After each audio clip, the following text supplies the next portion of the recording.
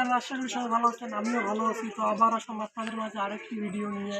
তো এই ভিডিওতে আমি কথা বলবো আপনার হইলো লাল পাতাবার সম্বন্ধে। যে পাতাগুলো এই গাছটাতে আর কি পাতা বা কাণ্ডই আছে, এই কাণ্ডগুলোতে কী থাকে যেটা একটা পাতাকে এত সুন্দর করে।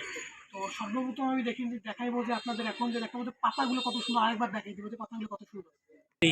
তো এই সেই এটা হইলো আপনার পাতাবার, লাল পাতাবার, যেটা দেখেন একটু ভালো করে দেখা যায় কত সুন্দর একটা পাতা, কত সুন্দর হচ্ছে, মনে সুন্দর পাতা। আর তো কোনো মনে গাছের পাতা হয় না এরকম। তো ওই যে ছোট উপরের যেটা দেখা হচ্ছে ওই দুইটাই কত সুন্দর হয়েছে। তো এই পাতাগুলো এত সুন্দর হওয়ার পিছনে একটা কারণ আছে, মানে এর ডালগুলো আছে না, ডালগুলো দেখা যায়, হ্যাঁ ওই যে ডালগুলোতে আর কিছু থাকে। তো এর কারণে যে পাতাগুলো এত সুন্দর। তো আমি এই ভিডিওতে ওই সম্বন্ধেই বলবো। তো আমি ওই সম্বন্ধেই বলবো এখন, যে পাতাগুলো কেন এত সুন্দর দেখা যায়। তো ভালো মানুষ শুনবেন। তো ক্রান্তীয় জলবায়ুতে ক্রোটনগুলো আকর্ষণীয় হেজগুলি এবং প্রোটেড প্যাটি ওর নমুনা তৈরি করে, যা তাদের আকর্ষণীয় পাতার জন্য মূল্যবান। হ্যাঁ, তো এই পাতাগুলো এখানে থাকে হলে আপনার হলে কিছু প্রোটন থাকে আর কি, এবারে যেটা প্রোটন থাকে এটাকে রাসায়নিক পদার্থ। তো ওইটার কারণে আর কি পাতাগুলো এত সুন্দর দেখা যায়। তো এগুলো কেবল বাইরে বেঁচে থাকে যেখানে শীতকালে তাপমাত্রা 10 ডিগ্রি থেকে 13 ডিগ্রি সেলসিয়াস নিচে নেমে যায় না। শীতল তাপমাত্রায় পাতার কোনো ক্ষতি হয় না, হতে পারে। তো এটা হলো যখন অন্যান্য দেশে তো ঠান্ডার সময় ঠান্ডার আর কি সেলসিয়াসটা নামে 10 ডিগ্রি থেকে 13 ডিগ্রি পর্যন্ত, তখন আর কি এই পাতার ক্ষতি হতে পারে এবং এই পাতাগুলো তখন ফ্যাকাশে রঙের হবে এবং আস্তে আস্তে পাতাগুলো পুরো গাছ থেকে পড়ে যাবে।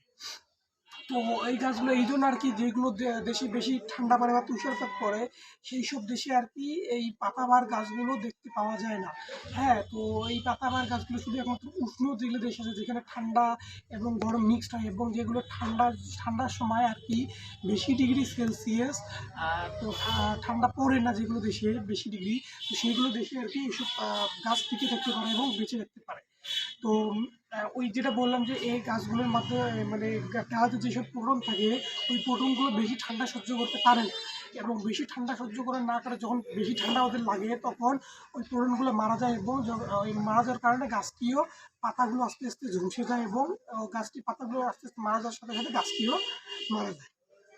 তো এই কয়েকটি দেশে শুধু খুব যে উষ্ণ যেসব দেশ আছে, এবং উষ্ণ দেশ হওয়া সত্ত্বেও যে দেশে আর কি কম আর কি, যেটা যে ঠান্ডার সময় সব আর কি কম যেখানে হয় না আর কি, ডিগ্রি তাপমাত্রা মানে যে ডিগ্রি সেলসিয়াস তাপমাত্রা যেখানে কম হয় না সেখানে এটা হয় না। তো খুব কম আর কি দেশে আর কি এটা চাষ হয়ে থাকে, বা সেটা আর কি মানে আর কি এই গাছটি বাঁচে। তো এখন বাংলাদেশে তো জানেন এই অত পরিমাণ ঠান্ডা পড়ে না, এই জন্য এখানে আছে।